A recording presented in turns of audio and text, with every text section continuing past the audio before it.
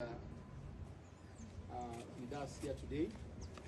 First of all, I would like to take this opportunity to thank the Almighty God. As you all know, DCP Party was launched or was unveiled 2 months ago. And the party, as in the recent past, had a rising trajectory of membership. So far, in the last 2 months, we've been able to register more than 1.8 million Kenyans just in that short span. As you all know, we have had electoral areas in this country which have not been having representation at the county assembly level and the National Assembly level.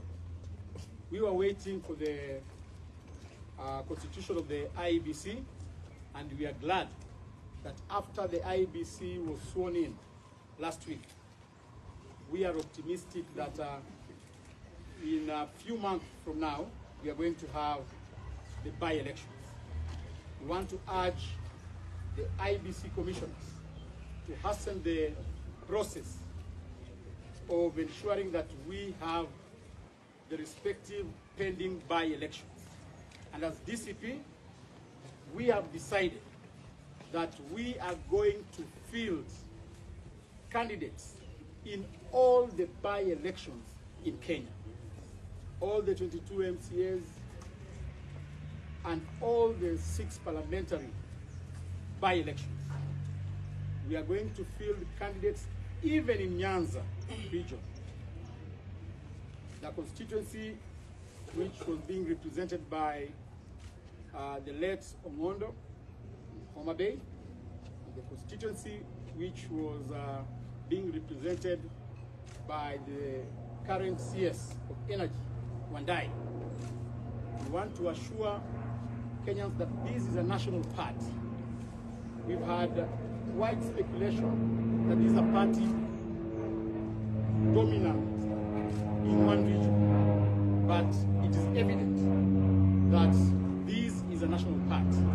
And today, we have convened here to unveil 2 of our candidates.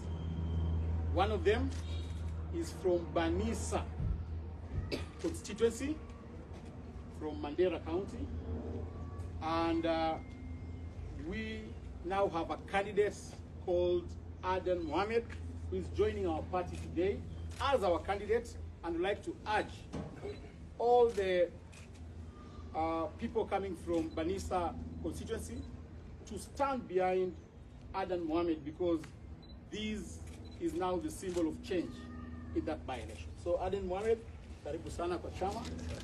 Karibu sana.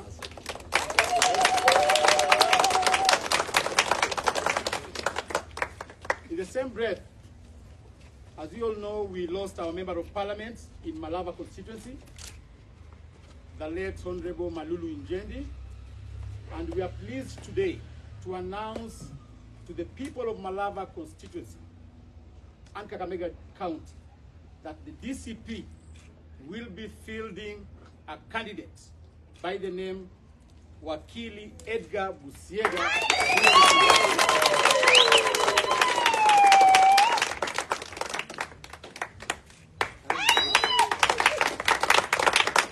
As you can see, these are young people. DCP is a party that believes in nurturing leadership, young leadership, and the party leader and the NEC has committed to put aside resources to ensure that DCP party wins more than 50% of the seats available for the by-election.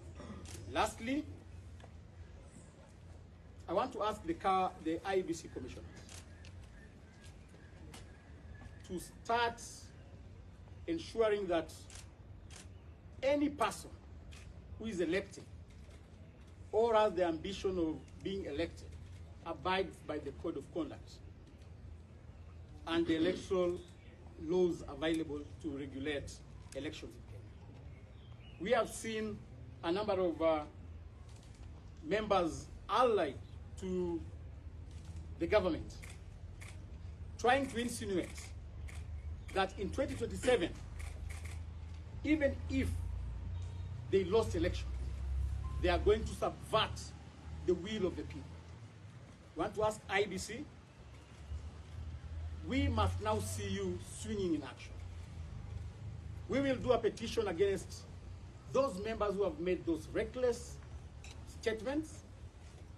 We've seen personal aides of the president insinuating that they will steal elections come 2027. We are going to petition the IBC so that IBC can take action against those people.